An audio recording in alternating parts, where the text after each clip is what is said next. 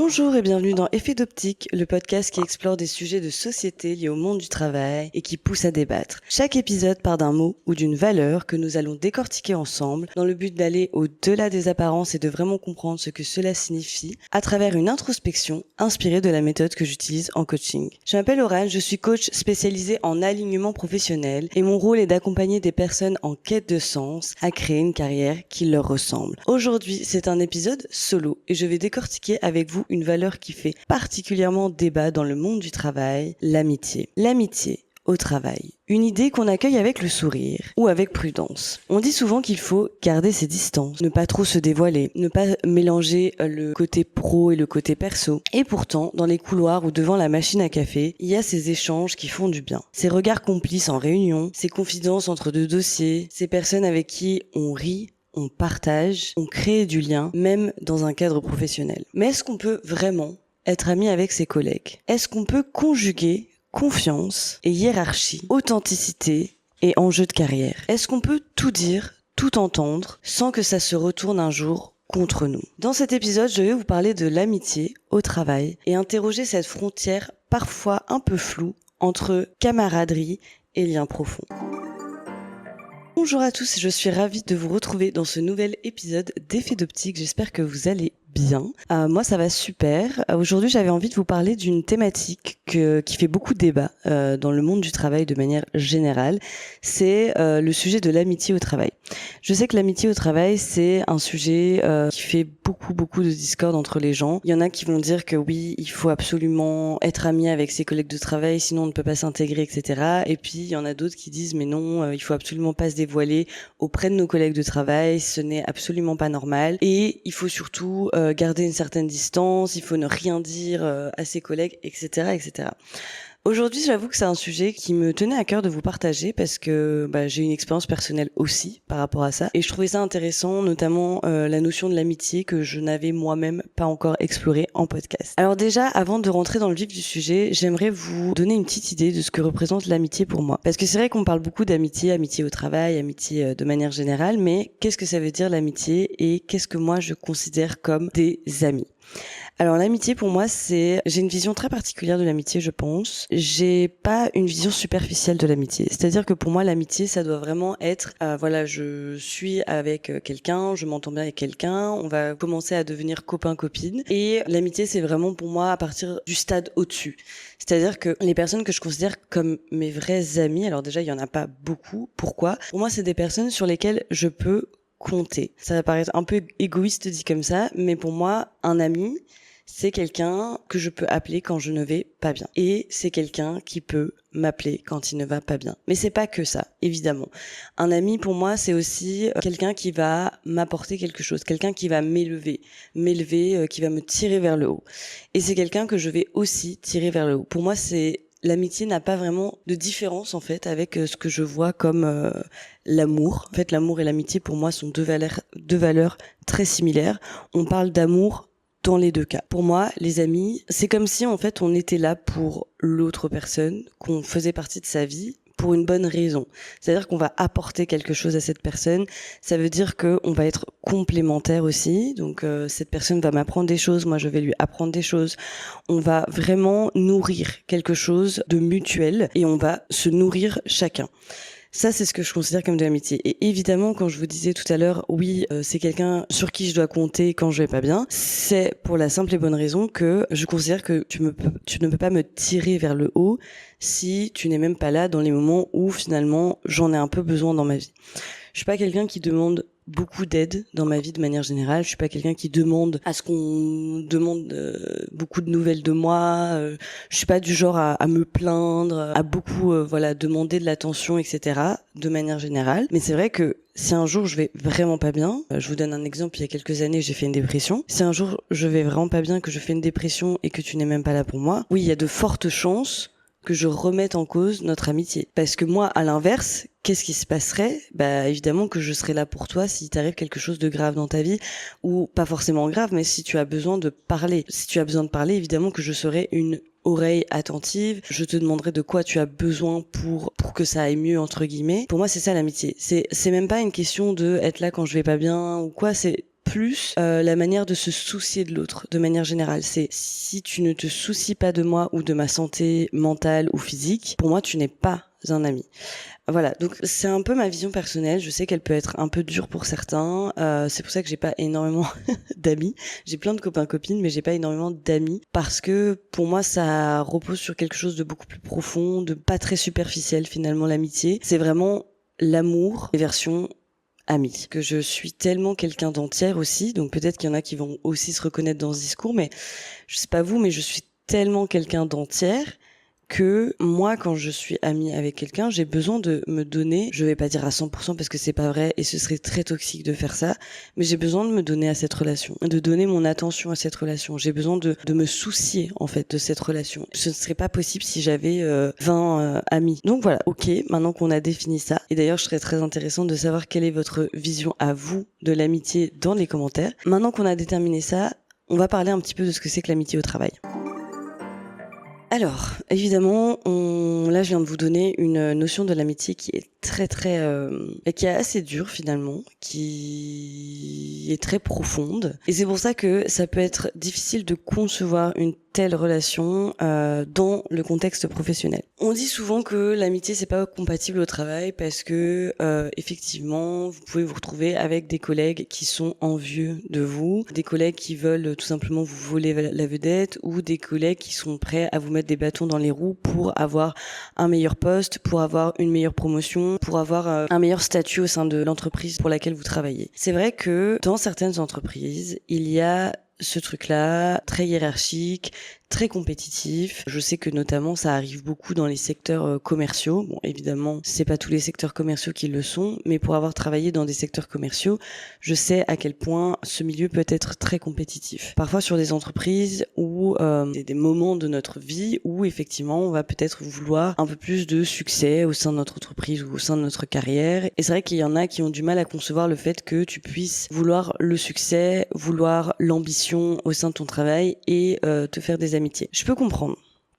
Alors, je peux comprendre cette théorie. Pourquoi ? Parce qu'effectivement, il y a certains environnements professionnels qui sont assez toxiques. Et malheureusement, il y en a beaucoup. On va pas se mentir, on est dans une société très capitaliste où la performance règne à tout prix et où les promotions ne fusent pas malheureusement tous les 4 matins, étant donné qu'on est quand même dans une situation économique qui est quand même assez instable. Donc c'est dur. C'est dur, on va pas se mytho, c'est dur de survivre, c'est dur de boucler les fins de mois, c'est dur de subvenir à ses besoins, dur déjà de trouver un travail. Donc évidemment, lorsqu'on peut trouver un travail et lorsqu'on peut créer l'opportunité, créer la promotion, etc., je peux comprendre que pour certaines personnes, ça puisse faire rêver. En revanche, ce que je ne comprends pas, c'est en quoi vous avez besoin de rabaisser les autres personnes pour ça. Je peux comprendre qu'il y ait des personnes ambitieuses, je peux comprendre qu'il y ait tous ces facteurs-là que je vous ai énumérés récemment, mais je ne comprends pas en quoi ce serait possible de devoir du coup dénigrer des gens, parler sur le dos des gens ou les cafeter, aller raconter ce qu'ils font de mal auprès des managers, etc. Je comprends pas en quoi on devrait ne pas pouvoir se confier à ces gens sans qu'ils viennent tout de suite le répéter à toute la boîte. En fait, toutes ces choses-là, pour moi, c'est des choses qui font partie d'une entreprise toxique. Et je sais que c'est malheureux parce qu'il y en a plein aujourd'hui et en plus je me faisais la réflexion récemment des entreprises françaises. C'est vrai que moi j'habite en Belgique, il y en a aussi, il y a plein d'entreprises, il y a aussi des entreprises toxiques, ou en tout cas des environnements de travail qui sont assez toxiques, mais j'ai remarqué, c'est vrai qu'en France, il y a beaucoup cette culture de la hiérarchie, de la compétition entre les gens. Il y a un peu ce principe un peu faux en France de la méritocratie où on a l'impression qu'en fait dès qu'on va arriver dans une entreprise, on va pouvoir monter les échelons de manière constante et on va pouvoir avoir des promotions limite chaque année ou tous les 2 ans et on va pouvoir rester 10-20 ans dans la même boîte. Il y a un peu cette idée-là en France, bon évidemment avec la nouvelle génération qui est en train de se tasser un petit peu, cette idée, j'ai remarqué des amis à moi ou des connaissances que je connais qui travaillent en France où effectivement c'est un peu le rêve de pouvoir avoir une promotion et c'est un peu ce qu'on vous vend en entreprise lorsque vous arrivez. Et donc Personnellement, j'ai l'impression que ce genre d'environnement crée un petit peu des discordes entre les gens. J'ai l'impression que au lieu de rapprocher les gens dans un environnement ultra collaboratif, ultra participatif, j'ai l'impression que ça fait tout l'inverse, c'est-à-dire que ça éloigne les gens, que ça les met en compétition et que du coup, effectivement, on arrive à ce genre de comportement envers les uns les autres qui fait que t'as plus envie de te confier à quelqu'un, t'as plus envie d'être ami avec quelqu'un au travail parce que t'as trop peur qu'on te mette des bâtons dans les roues. Alors, évidemment, du coup, je vais pas forcément blâmer ces gens-là qui vont cafeter derrière notre dos au travail, qui vont tout faire pour avoir une promotion, etc. Je vais même pas les blâmer eux, parce que d'un côté, je comprends. Je comprends que c'est la société qui a fait en sorte que ça devienne comme ça. C'est le monde du travail qui est comme ça. C'est les organisations pour lesquelles ces gens travaillent qui ont instauré ce genre de climat. Et donc pour moi, c'est pas forcément la faute des gens. Je comprends que chacun ait envie de faire son beurre, qu'on est dans une situation économique qui est très compliquée en ce moment. Je le comprends. Moi, je pense que c'est pas la faute des gens. Je pense que tout simplement, c'est la faute du système, c'est la faute des organisations. Et je trouve ça vraiment dommage qu'en 2025, on ne se soit toujours pas rendu compte qu'avoir une entreprise qui est collaborative, qui est participative, c'est-à-dire que tout le monde est à peu près au même niveau, qu'il n'y a pas forcément de hiérarchie, ça puisse être une bonne idée. J'arrive pas à comprendre comment en 2025, on ne revoit pas en fait le modèle de ces entreprises-là. On voit bien que ça ne marche pas. On voit bien qu'il y a énormément de personnes qui sont malheureuses, on voit bien qu'il y a énormément de personnes qui sont en burn-out, on voit bien qu'il y a énormément de compétition entre les gens, beaucoup de stress, beaucoup d'anxiété. Et honnêtement, ce n'est pas la solution. Et là, je vais vous raconter un petit peu mon expérience personnelle par rapport à ça. Donc là, la première partie, je rentre un peu dans le contre. Après, évidemment, on fera les choses un peu plus positives. Vous inquiétez pas, ce podcast sera un peu plus positif tout à l'heure. Mais à titre d'exemple personnel, effectivement, j'ai travaillé dans plusieurs entreprises, que ce soit en Belgique ou en France. Et c'est vrai que ma première expérience en France a été catastrophique. J'étais dans un stage dans les cosmétiques, dans une entreprise française assez vieille, on peut dire les mots, assez vieille, avec une hiérarchie très présente.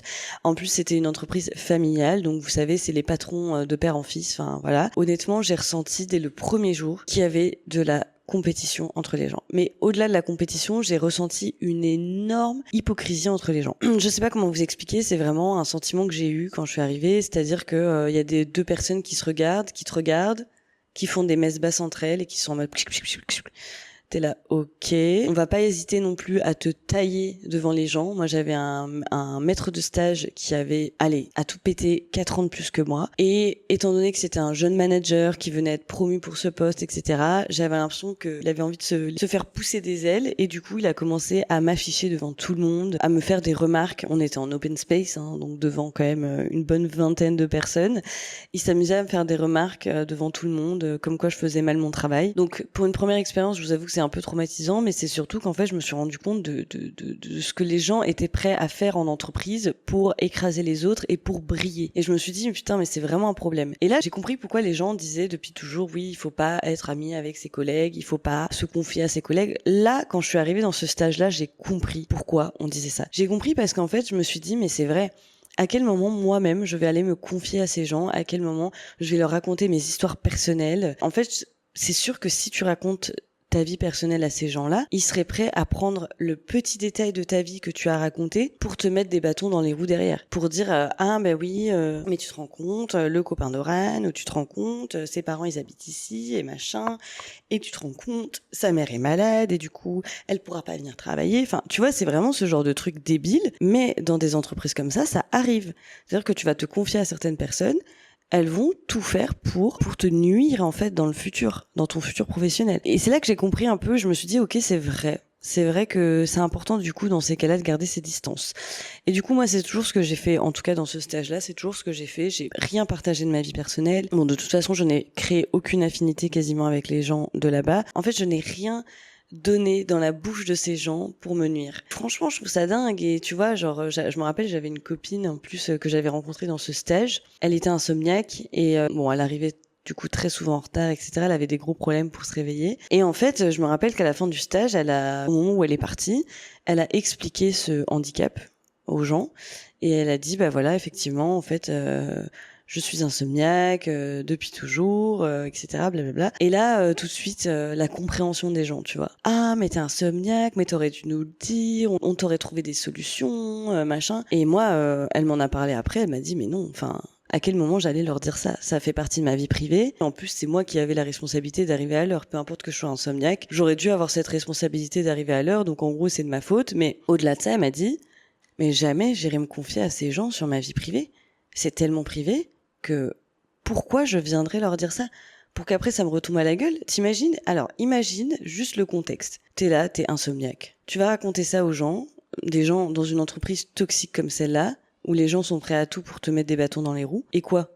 Imagine le jour où tu fais une erreur dans ton travail, le premier truc qu'ils vont te dire ces gens-là, c'est « Ah bah oui, c'est normal, t'es insomniaque. » Donc je comprends tellement les gens qui disent qu'il faut pas se confier, qu'il faut pas se faire ami avec les gens du travail. En vrai, je comprends. Mais évidemment que là, on parle de quelque chose qui se produit dans des environnements toxiques, les gars. Le truc, c'est que ce n'est pas partout pareil.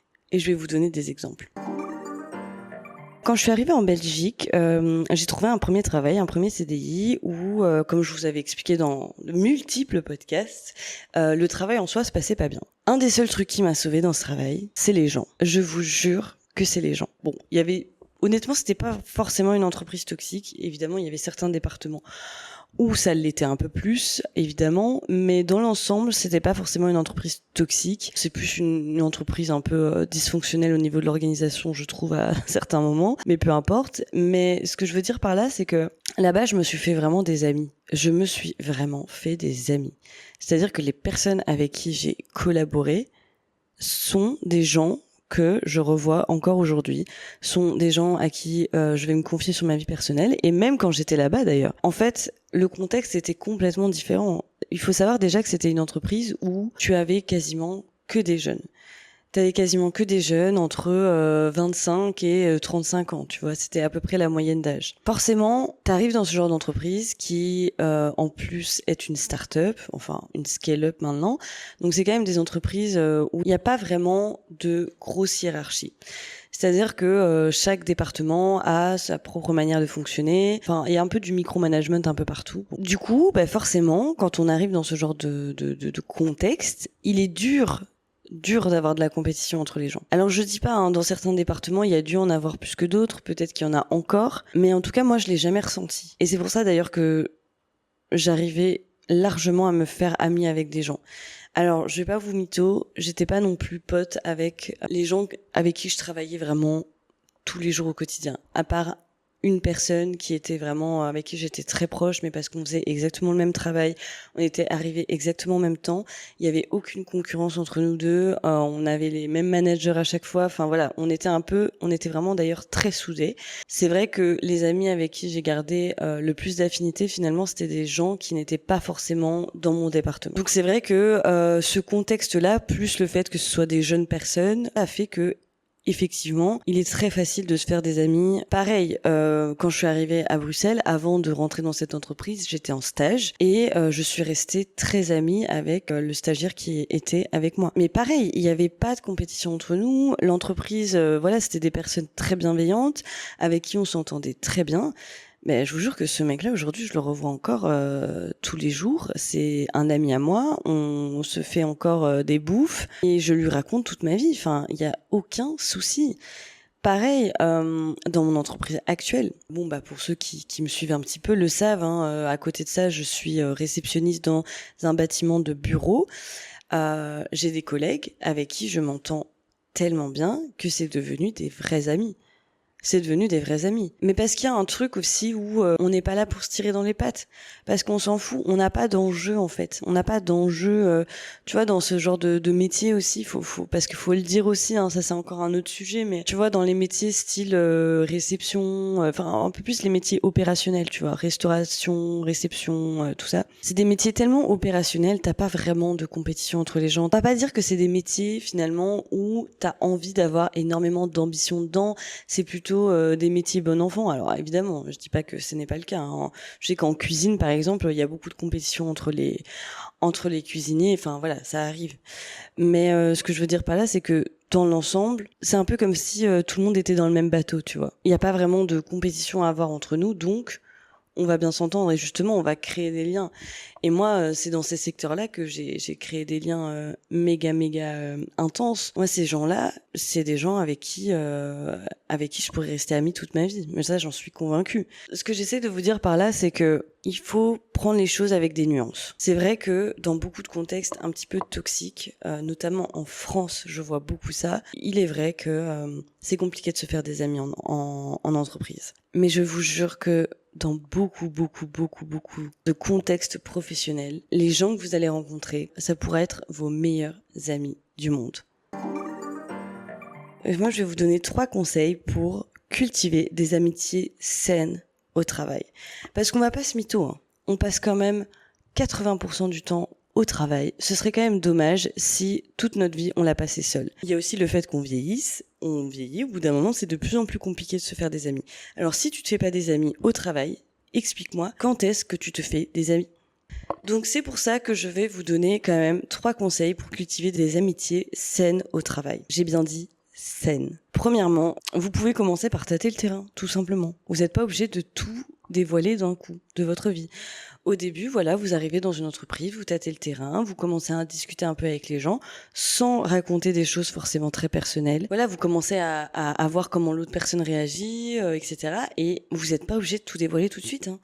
On vous demande pas dès le premier jour de raconter que votre chien est mort, que votre mère a un cancer. Enfin non, genre non. On vous demande juste de faire preuve de cordialité avec les gens, comme on pourrait être cordial avec des gens qu'on ne connaît pas de manière générale, c'est tout.